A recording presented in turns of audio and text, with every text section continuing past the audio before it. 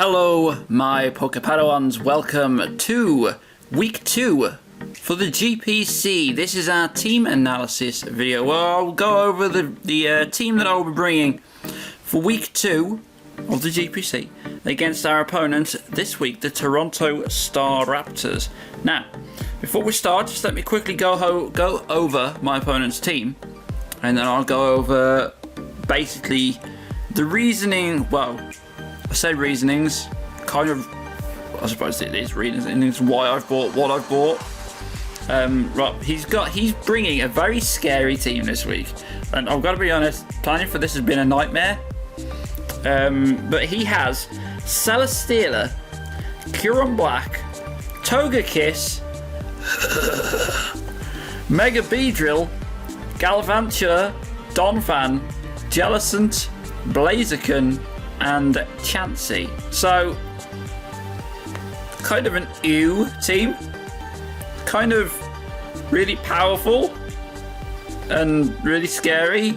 And then you've got Chansey sort of tagged on the bottom, which makes it really horrible. And he has Togekiss. And you will all know how much I loathe Togekiss. I absolutely hate the damn thing. It's evil. It's like Satan incarnate. That happy face that it has is just it lures you in. It gives you a full sense of security as it then proceeds to destroy your life. It eats hits, and then it just delivers back nothing but sadness and misery and suffering and despair. It's evil. It's just evil. The only kind of Togekiss I would abide is Choice Banded Hustle Togekiss. That is the only kind of Togekiss I will abide. And even then, it's just... ugh. Anyway, so that's his team. So, I'll go over what I bought and why I bought it. I think you're going to enjoy this one, guys. Okay, we've got... Let me just... Oh. There we go. Okay, so... We have, first on the team, we have our horsey, Mudsdale. Alright, so I'm bringing Mudsdale this week because there's a bit of a plot. There is a little bit of a plot afoot. Because, alright, now when I looked at his team, first thing I saw, Galvantula. What does Galvantula do?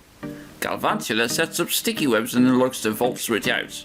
Firstly, Mudsdale is a nice strong ground type, which means it doesn't care about Volt Switch.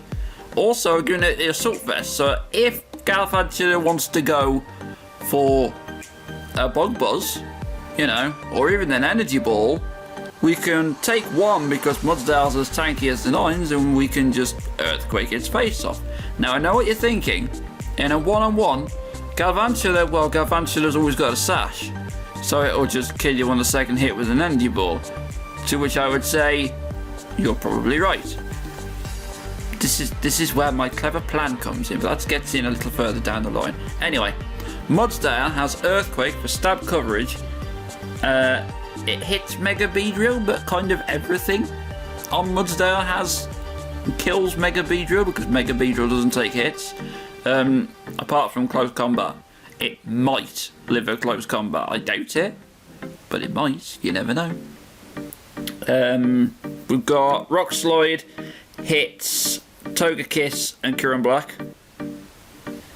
It kind of hits Blaziken. I mean, Earthquake hits Blaziken anyway. Close combat is there sheerly for Chansey, because if Chansey comes in, I don't want that thing sitting there soft boiling and substituting and toxicking and just doing things that Chansey does. I don't need that in my life, so I've got close combat. It also neutrally hits Celesteela, which is nice. And if I happen to get burned by the Jellicent, then I've got the Facade. I mean, if we get Toxic, that's even better because, you know, we've got the boosted Facade and we don't lose power on other moves. Can't get Paralyzed because he has no Glare users. And, you know, T-Wave is an option against the Mudsdale because it's a ground type. So anyway, that's why Mudsdale's there. As I said, there's a bit of a plot afoot with this team, but I'll get into that a wee bit later on. Next on the team, we have Alolan Sandslash. So, Sandslash making a return again. Not quite as defensive a set as last week. This is more of an offensive set.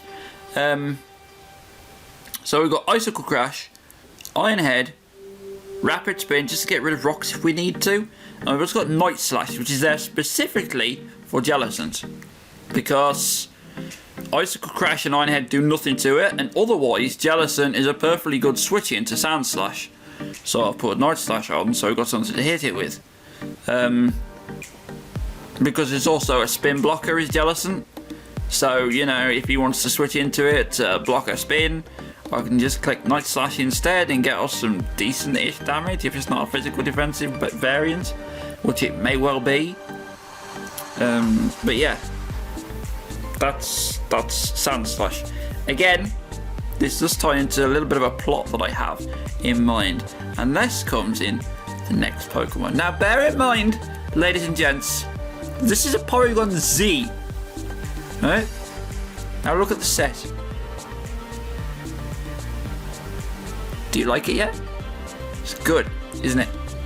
Tri Attack, Trick Room, Giga Impact, and Recover. I know what you're thinking, that I'm mad. And you're probably right. But remember how I was saying about Galvantula and Sticky Webs? The Sticky Webs actually poop all over my team. They really do. Now I have to play for the, you know, the eventuality that I can't get rid of them. I know Galvantula tends to die in like turn 2. But I need to plan for the eventuality that, for whatever reason, I can't get rid of Sticky Webs. So I've got Trick Room. And I've also got Mudsdale and Sand Slash. Now, the other thing is, even without the Sticky Webs, I have nothing to outspeed Mega Beedrill. Mega Beedrill is 145 base speed. It just outspeeds my entire team and decimates it with its stupidly strong attacks. Because Mega Beedrill doesn't need turn to go Mega anymore. It instantly gets that speed boost as soon as it goes Mega. So, you know, Mega Beedrill, if it gets a clean switch in, just destroys something on my team. I literally have very little on my team that can take on Mega Beedrill. I mean, Houndoom dies to a Drill Run. Rotom dies probably to X-Scissor.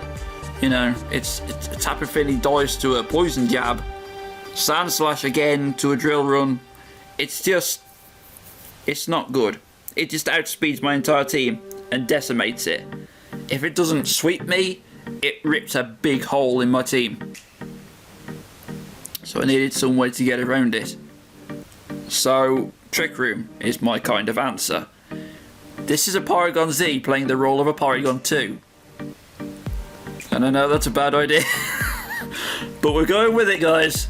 We're going with it. So I've got Thingy Berry there for recovery if I need it. I've also got Recover, so, you know, maximum survivability. I wanted to put screens on Porygon Z, but apparently it doesn't learn screens. That's a thing. We've also got the Tri Attack just to get some damage off. And we've got Giga Impact. And that Giga Impact is there specifically, again, for Chansey. Because I don't want to give Chansey any chances, haha, puns, to, you know, just poop all over my team. You know, if it starts setting up subs and soft boils and toxics, it's not a fun time for me. Not at all. So I want to avoid that at all costs. So Giga Impact is my answer. If he decides to switch in Chansey, I can just go no and click Giga Impact instead. Yes, it's going to leave me open for a turn, but, you know, memes and stuff, you know. Next on the team, we got Rotom. Now, Rotom is Rotom. You know, it's not fantastic, but it's a ghost. And he has Blaziken. And that's not a fun time for me, especially if he gets an agility up. You know, I need something that switches into fighting type moves. I know I have Tapu Fini, but you know, it can only switch into so much. I don't know if Blazer can get to Poison Jab as well. So we've got Rotom, switches into fighting type moves. It's also an electric type, so it can do some decent damage to Celesteela and to Togekiss, which is nice, and probably Jellicent as well, as long as it's not a special defensive variant. So I'm kind of coming at Jellicent from two sides. I still expect it to give me trouble though, because it's a Jellicent, and Jellicent generally does. It likes to Will-O-Wisp and then hex you to death, which is not going to be fun for Rotom because we are Ghost type, and we don't like taking Ghost type attacks. So that's not going to be fun. But yeah, basically this thing's here to deal damage as much as it can with Volt Switch. Maybe get off a Willow if we need it against something like Donphan or Kyurem. We've got the Trick as well, so we could Trick lock something in with Choice Specs and get whatever back from them. And then Shadow Ball is Stab. Yeah. In fact, Shadow Ball I think is actually slightly stronger of the two moves I've got. Let me just check. I need to check. See, this is a good item of the game, guys. I have to check the base power, Shadow Ball, and Volt Switch. And yes, Shadow Ball is stronger. So yeah, that's Rotom. It's basically there. It's just chip damage, to be honest. Again, we can lock something in with Choice Specs. That's it. That's basically what Rotom does. We might be able to burn a physical attacker. We might be able to switch into a fighting type move and then Shadow Ball it. You know, Shadow Ball the Blazer can back, because I think we are actually faster than Blazer can if it doesn't speed boost up.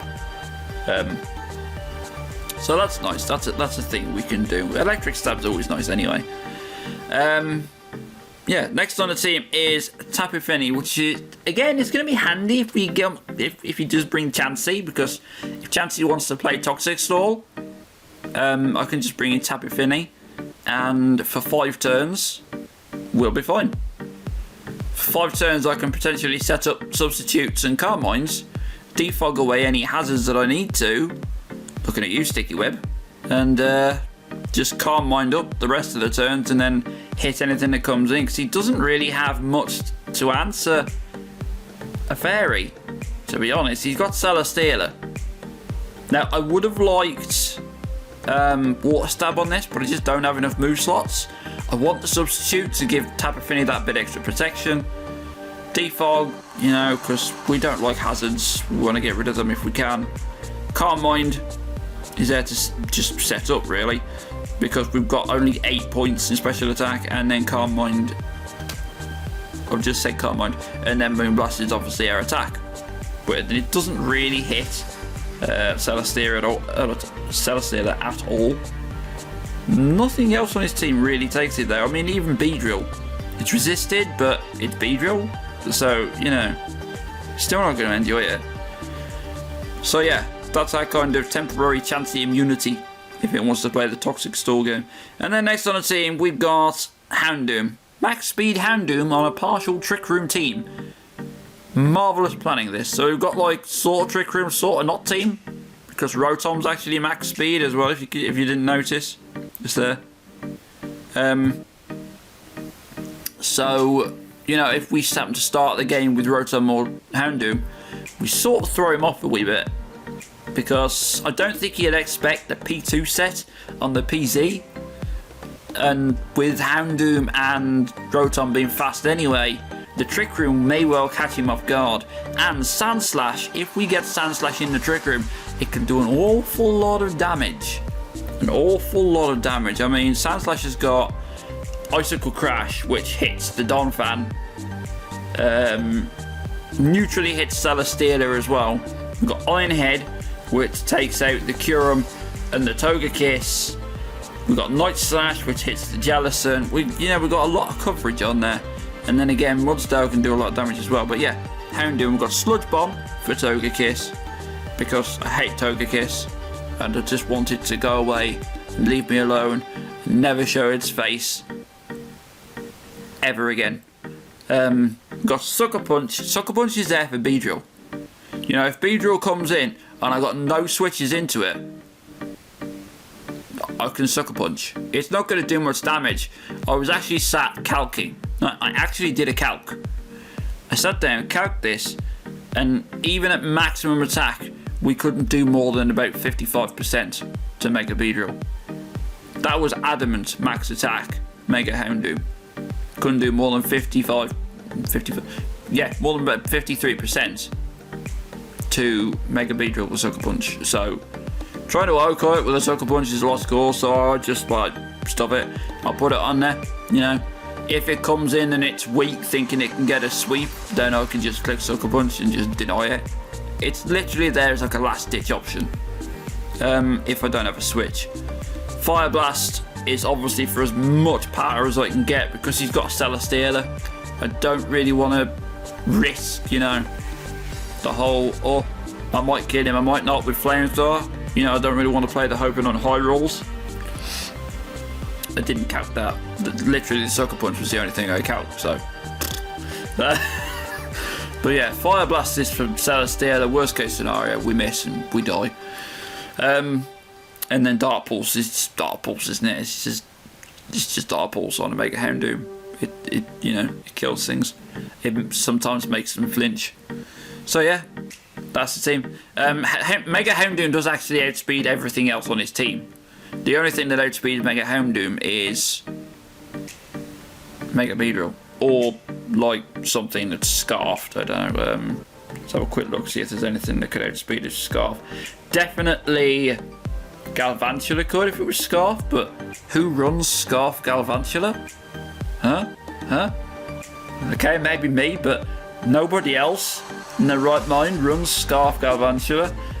Scarf Kyurem might outspeed us because it's base 95, so I think that's the only thing. I think that's the only thing that would outspeed us with a Scarf is Kyurem Black, which would make me sad. If he brings Scarf Kyurem B, then I will be very sad, but again, we have the Trick Room option. I think Porygon might be able to take a hit, especially if it's a special Kyurem Black, because this is specially defensive Porygon, because we have physically defensive Tapu Fini. So, you know, I'm hoping. So yeah, that's the team. I know, right? That was the most professional team description you've ever heard in your life. It's just like, oh well, this might do this, and something else might do something else. You know, in certain scenarios it might work, but you know, that's kind of like the gist of my teams anyway. We go for the memes and then we hope it works. That's the best we could ever do. I mean, come on, the guy has Celesteela and Kyurem Black. What am I supposed to do? And a Chansey. What am I supposed to do, guys? What am I supposed to do? There's very little hope for me, even with a professional setup. His team is terrifying, so I might as well just go with the memes and hope for the best. But anyway, that's been the team analysis for this week. So I hope you're looking forward to the match as much as I am. I'm actually quite looking forward to it. I'm hoping I get to pull off some shenanigans. If I can get at least a few kills with Sandslash or Mudsdale in the Trick Room, I'll be happy. And last week we managed to pull off the Leech Luff against Starmie, so you never know. Dreams do come true. So yeah, if you guys have enjoyed this video, as always, please do let me know with either a like or a comment in the comment section down below, because I'd love to hear from you guys all the while. I do read the comments because, you know, I need attention. I'm a sad, lonely guy, and I need all the attention I can get.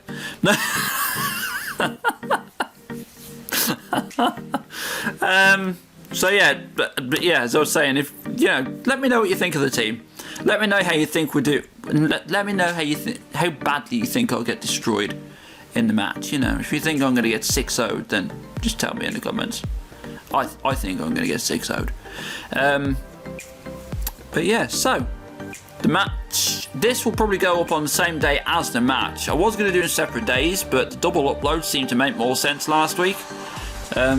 So yeah, I'll probably do this in the morning, and then the match will come later the day. So the match will come later on today when you're watching this. Yes, that makes sense. So, hope you guys are looking forward to the match. Again, if you enjoyed the video, then, you know, leave a like or drop a comment. You don't have to. It's up to you. I don't mind. Always happy to hear from you, though. But yeah, thank you for watching, guys. Take care of yourselves, and I will see you next time. Ta-ta for now.